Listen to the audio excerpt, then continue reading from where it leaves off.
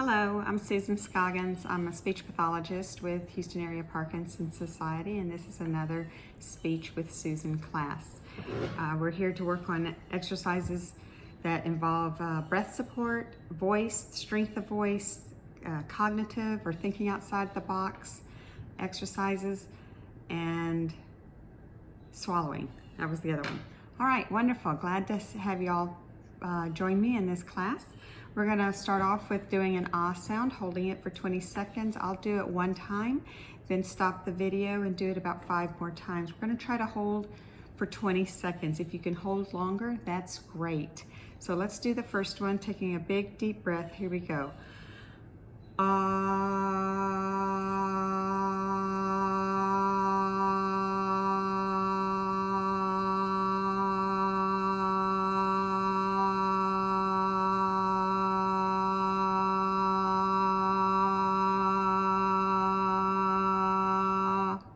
Good.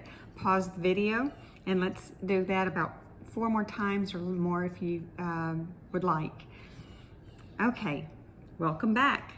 Let's do the next exercise, which is a high-pitched E, and we're holding it for about 3 to 5 seconds. And the purpose of this is to get the larynx up, the voice box tilted, and stretching the vocal cords, giving it a little higher pitch. We do have inflections in our voice when we're speaking, and we want to kind of stave off the monotone-like speech that is typical of Parkinson's. So we're going to do 5 of them, one right after another, holding for about 3 to 5 seconds. Here we go. High-pitched E.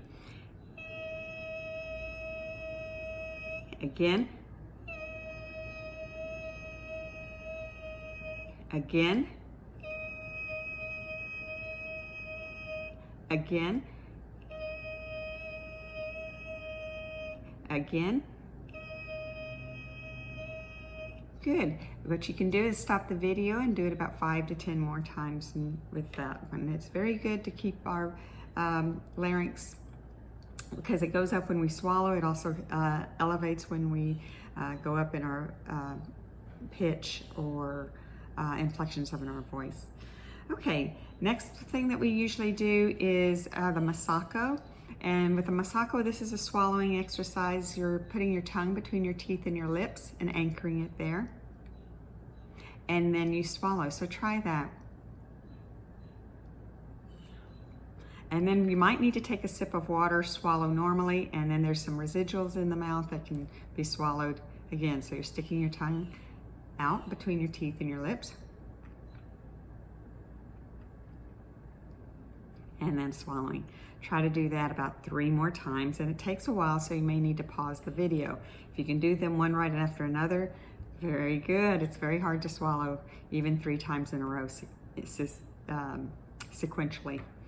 Okay, next swallowing exercise is the Mendelssohn. The Mendelssohn is where you're swallowing and stopping in the middle of the swallow. You're holding your breath, and what's happening there is you've got a V. Here's where your mouth is. You're chewing the food up. It comes down here. The base of the tongue goes back. And that was what the Masako was for. It works that posterior pharyngeal wall to go to the base of the tongue. But with the Mendelssohn, what you're doing is you've got this V right here. Let me see if I can do it that way. V. And then the airway is right down here. This is your airway that's always open. And when you swallow, the larynx goes up, flips this epiglottis over to cover the airway. You can't breathe because your airway is obstructed with this flap, and the food and liquid go down into the esophagus to the stomach. And it's a little bit of a pneumatic kind of movement in that the esophagus is collapsed, and when it opens, it creates a suction to help bring the food down to the stomach. So we're going to do that. That's where and I'll show you how. I'll take my glasses off so that you can see a little bit of a strain in my face when I am doing the swallow, because I'm holding my breath. So I'm going to do a normal swallow, but I'm stopping in the middle of it. Here we go. And I release. And that is, you're holding your breath during that time because of the epiglottis being flipped over. So there's a little bit of strain when I do it, and that I'm not breathing, and so there's a tension in the face. Okay, do that about 5 times more if you want. It's a very good exercise both for swallowing. And there's a third very good exercise for swallowing called the shakur, and that's where you lay completely on a nice firm bed, lift the head up, only keeping the shoulders back on the bed, lift the head up and look at your toes, and you try to hold your head up for 60 seconds. And that works the muscles for swallowing that are a little bit more on the exterior portion, but then still have an effect on the interior muscles that are needed for swallowing as well. Okay, try to do that on your own. We're not going to do that here. Okay, next on the list is a pucker smile, and this is, I'm just going to explain this exercise to you. Typical with Parkinson's is that they don't swallow, and it's also as we age. We don't swallow as often as we did. We lose some sensation of the need to swallow, and then they're starting to pool, the saliva starts to pool and drool. And so by puckering your lips, you're maintaining this tension with the orbicularis oris muscle, which makes up the lips. You're holding it for 60 seconds. And the last 10 seconds, I usually tell people to pull tighter so that because you've started kind of releasing a little bit during that 60 seconds. And pull tighter, the last 10 seconds is increasing the tension. Then after that, you're switching to a smile. Maintain labial closure and hold that. Now we're contracting these muscles here, the buccinator muscles, and we're stretching the orbicularis oris muscles. And what's very important is that you have a labial seal. And this is what, the labial seal is what helps prevent or reduce the amount of drooling that may be seen. And then it also can help manage the saliva that you'll need to swallow. So what I've done with my class is I tell them, watch a news show, a TV news show, and whenever a commercial comes on, do two or three swallows, and then watch the news, and then do 2 or 3 swallows. Just kind of make yourself aware that you're trying to manage and monitor the saliva buildup, because you're always producing saliva, especially if it's enhanced by smell or near the food being cooked or something like that. So it's a pretty good idea to practice monitoring the saliva that's in your mouth that could pool and start drooling. Okay, next on the list is, this is a good exercise for the muscles of the neck. We use this for voice patients, and it's been very good with them. So we're going to turn our chin to our right shoulder and drop our left, and we're going to hold for about 20 seconds. And what we're doing is we're stretching the muscles on the left side and contracting the muscles on the right side. And what's real important, after about 20 seconds, you switch to the other side, and you're going to feel that sensation of the right side stretching and then the left side contracting, but you'll definitely notice the right side. So you want to get your chin as close to your shoulder, so it's your chin to the left shoulder. This time, try to pull that right shoulder back so it's a real good deep stretch on the right side. Now, next one is right ear to right shoulder, chin up to about 2 o'clock, and we want to hold for about 20 seconds. Chin at 2 o'clock, you can get a stretch from your chin all the way down to the side of the neck and then all the way to the shoulder, because you want to drop your shoulder, pull it back.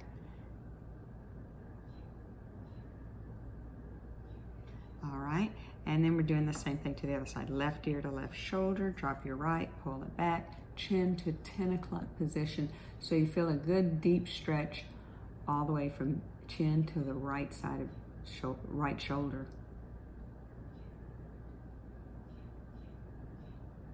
For about 20 seconds. And then the last one is chin to chest, and you want to stretch the muscles on either side of the cervical spine.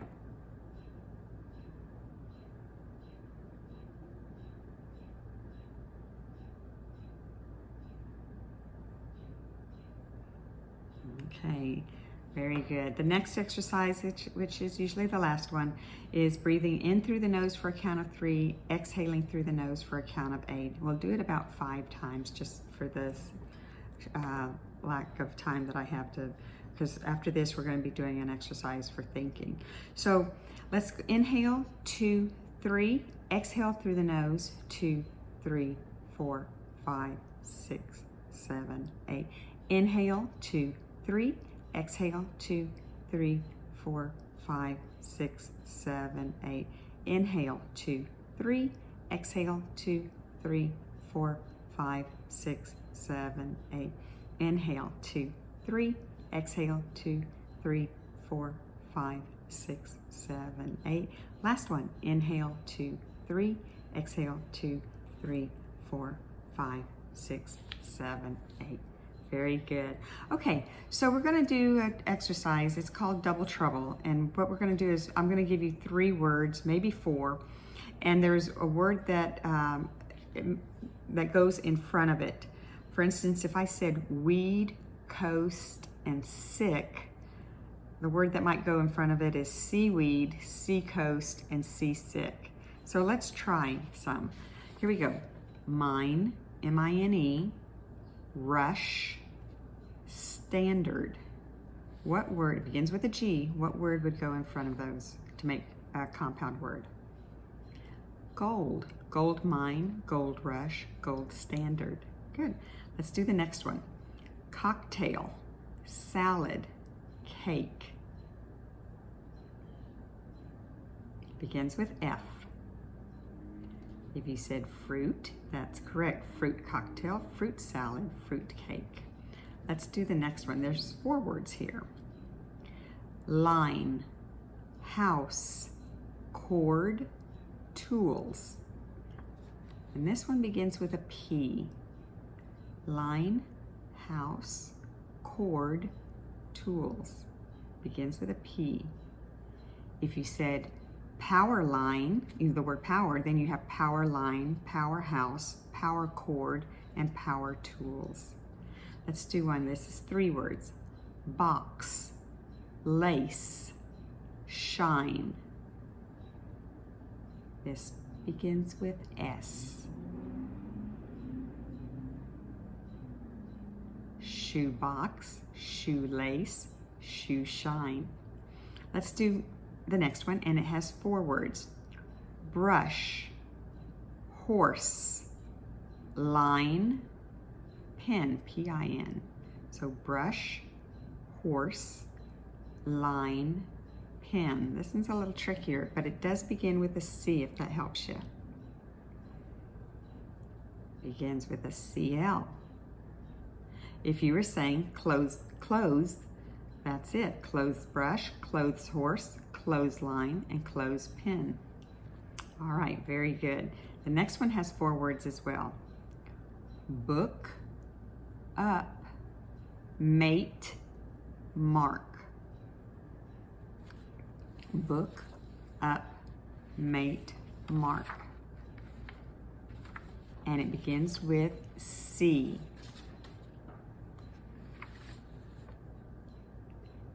If you said check, you're correct. Check book, check up, checkmate, check mark. Let's try the next. Bug, spread, rock, pan.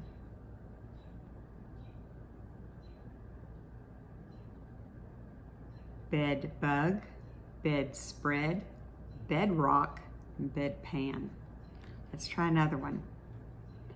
Flower, shine, burn.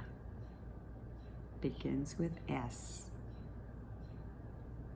Sunflower, sunshine, sunburn. Let's do the next one. Cap, club, gown. Cap, club, gown. It begins with an N. Nightcap, nightclub, nightgown. Last one, there's 4 words. Shoulder, turkey, cream, sweat. Shoulder, turkey, cream, sweat. Begins with a C. Cold, cold shoulder, cold turkey, cold cream, cold sweat. Great. So this is the end. Go back and practice some more. there'll be another video as released as well.